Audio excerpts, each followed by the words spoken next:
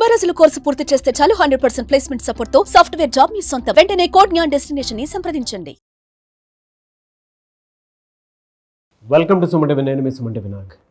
According to వేదిక astrology కనుక మనం చూసుకుంటే ఉత్తరాభాద్ర నక్షత్రం వారికి ఉగాది నుంచి ఏ విధంగా ఉంటుంది అనేది మనతో పాటు వేదిక ఆస్ట్రాలజీ ఉమా గారు ఉన్నారు. అది వారి మాట్లాడి తెలుసుకుందాం. నమస్కారం ఉమా గారు. నమస్తే నాగరాజ్. ఉత్తరాభాద్ర నక్షత్రం వారికి ఉగాది నుంచి ఏ విధంగా ఉండే అవకాశం ఉంటుందంటారు అసలు? తప్పకుండా అండి. ఉత్తరాభాద్ర నక్షత్రము మీనరాశిలో సంచారం చేసేటువంటి నక్షత్రము. 4 పాదాలు కూడా మీనరాశిలో సంచారం చేస్తూ ఉంటాయి. విశ్వావసునామ సంవత్సరము మార్చి 30తో ప్రారంభం అవుతోంది. అయితే మార్చి 30నే శనిగ్రహ సంచారం కూడా మారుతుంది. మే 15వ తారీఖున గురుగ్రహ సంచారము మారడము, మే 18న రాహు కేతుల యొక్క సంచారం మారడం జరుగుతున్నాయి. అయితే ఎప్పుడైతే శనిగ్రహ సంచారం మారుతుందో ఆల్రెడీ ఉత్తరాభాద్ర నక్షత్రం వాళ్ళకి ఏలినాడు శని గత 2.5 సంవత్సరాలుగా నడుస్తుంది. ఇప్పుడు ఈ ట్రాన్సిట్ అనేది సెకండ్ ఫేజ్ ఆఫ్ ఏలినాడు శని. దీన్నే జన్మ శని అంటారు.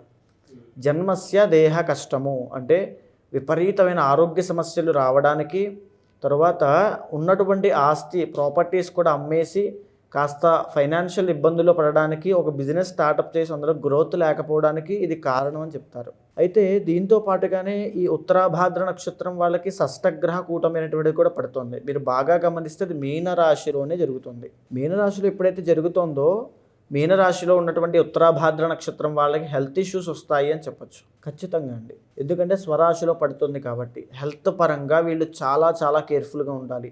అంటే ఏంటంటే ఆల్రెడీ వీళ్ళకి రూపాయి కూడా నిలబడదు.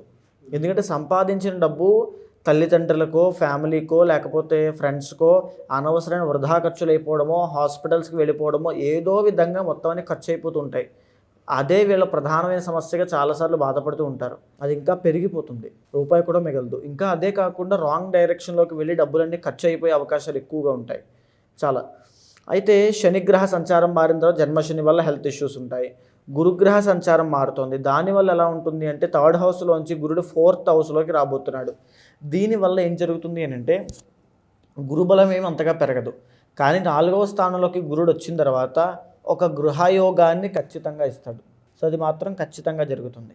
కానీ గురుబలం లేకపోవడం వల్ల ఫైనాన్షియల్గా వీళ్ళు వెరీ కేర్ఫుల్గా ఉండాలి. ప్రతి నిత్యము సేవింగ్స్ మీద ఎక్కువగా ఫోకస్ చేయండి. డబ్బులు నిలబడవు, లేకపోతే ఇన్కమ్ కూడా తగ్గిపోతుంది. సో కొంచెం జాగ్రత్త. అదేవిధంగా రాహుగ్రహ సంచారాన్ని చూస్తే కనుక 12వ స్థానంలో సంచారం చేస్తున్నారు. 12వ స్థానంలో రాహు అంటే ఈ సంవత్సరము ఒక రాంగ్ ఇన్వెస్ట్మెంట్ కానీ, ఏదైనా అది వ్యసనాల బారిన కానీ, అంటే జోదాలు, బెట్టింగ్స్ కానీ, వ్యసనాలు అంటే ఏదైనా సరే ఆ అలవాట్ల వల్ల తీవ్రంగా నష్టపోయే అవకాశాలు ఉంటాయి. అది ఫిజికల్గా, మెంటల్గా, లేకపోతే సోషల్గా, ఏ రకంగా అయినా పరువు కూడా పోవడం లాంటివి. సో ఇలాంటి ఘటనలు జరగడానికి ఎక్కువగా ఆస్కారం ఉంది. సో మీ యొక్క జీవితంలో మీరు తీసుకునే అడుగులే వాటికి ఇదవుతాయి. కాబట్టి చాలా జాగ్రత్తగా వ్యవహరించండి. వీళ్ళకు ఉన్నటువంటి బెనిఫిట్ ఏంటి అంటే 6వ స్థానంలో ఉన్నటువంటి కేతువు. ఈ కేతువు ఒక పక్క షష్టగ్రహ కూటమి జన్మశని ఆరోగ్య సమస్యలను ఇస్తూ ఉంటే, ఈ కేతువు ఆరోగ్యాన్ని ఇస్తున్నారు. సో ఇక్కడ కాస్త రీగెయిన్ అవ్వడానికి ఆస్కారం ఉంది అని చెప్పచ్చు. కేతువు బలంగా ఉన్నాడు కాబట్టి. సో కేతువు తప్పితే బిగ్గెస్ట్ ప్లానెట్స్ ఏవి కూడా అంత అనుకూలంగా లేవు. దీంతో పాటుగా ఇన్డెప్త్గా మనం డీటెయిల్గా చూడాలి అంటే రవిగ్రహ సంచారం బాగుండడం వల్ల కొన్ని మంత్స్లో వీళ్ళకి విపరీతంగా రాజయోగం ఉంటుంది ఖచ్చితంగా. ఆ మంత్స్ ఏమిటి అని చూస్తే కనుక మే 15వ తారీఖు దగ్గర నుంచి జూన్ 15 దాకా రవి బలం బాగుండడం వల్ల ఎవరైనా సరే విదేశాల్లో ఉన్న వాళ్ళకి కూడా జనరల్గా షష్టగ్రహ కూటమి జన్మశని వల్ల విదేశాల్లో ఉన్న వాళ్ళకి ఏమాత్రము బాగుండదు. కానీ ఈ పీరియడ్ ఆఫ్ టైంలో రవి బలం బాగుండడం వల్ల జాబ్స్ లేని వాళ్ళకి జాబ్స్ వస్తాయి, తర్వాత డబ్బు లేని వాళ్ళకి డబ్బులు వస్తాయి, సెటిల్మెంట్ లేని వాళ్ళకి సెటిల్మెంట్ దొరుకుతుంది. అది గవర్నమెంట్ జాబ్ ట్రై చేసే వాళ్ళకైనా, గవర్నమెంట్ ఫీల్డ్లో ఉన్న వాళ్ళకైనా, పొలిటీషియన్స్కైనా, రాజకీయ నాయకులకి పదవీ యోగం పట్టేది ఉంది. మే 15 టు జూన్ 15, మళ్ళీ ఆగస్టు 15 నుంచి సెప్టెంబర్ 15 దాకా ఇదే బలం పెరగడం వల్ల బంగారము వ్యాపారం చేసే వాళ్ళకి అధికమైన లాభాలు కలుగుతాయి ఈ సంవత్సరము ఈ టైంలో.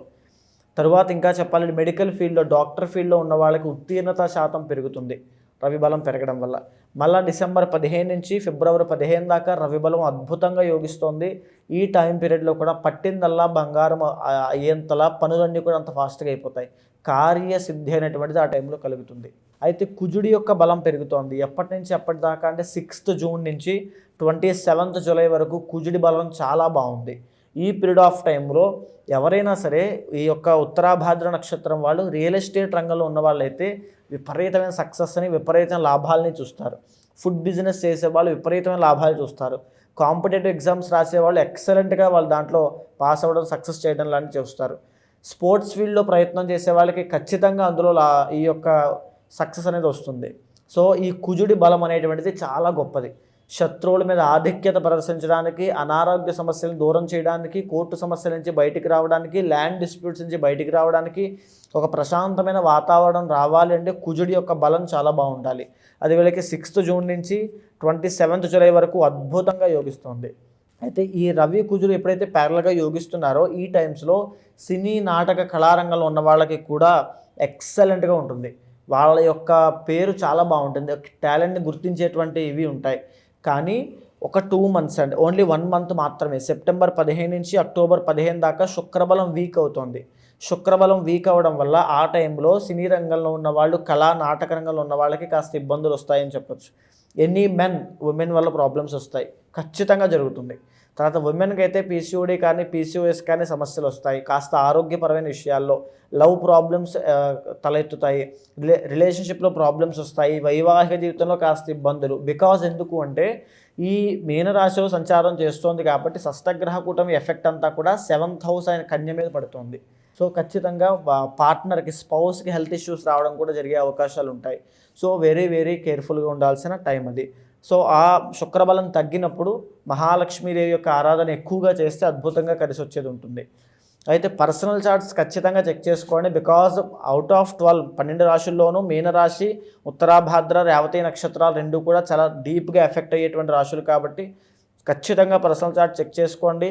మీరు జీవితంలో ఈ టైంలో మేజర్గా తీసుకునే డెసిషన్స్ ఏవి కూడా తీసుకోవద్దు. బికాజ్ అవన్నీ రాంగ్గా పోర్ట్రే అవ్వడము, రాంగ్ డైరెక్షన్లోకి వెళ్ళే అవకాశాలు ఎక్కువగా ఉంటాయి కాబట్టి కాస్త పోస్ట్ పోన్ చేసుకోవడం అవసరము. ఏదైనా అది ల్యాండ్కి సంబంధించి, శుభకార్యాలకు సంబంధించింది ఎనీథింగ్ ఇప్పుడైతే ఏది చేయొద్దు. కాస్త పోస్ట్ పోన్ చేసుకోండి టిల్ అక్టోబర్ దాకా. ఇంకా మిగతాది బలాబలాలు ఎలా ఉన్నాయి, మంచి చెడులు ఎలా ఉన్నాయి తెలుసుకోవాలి. ఎందుకంటే పర్సనల్ చార్ట్ ఖచ్చితంగా చెక్ చేయాలి.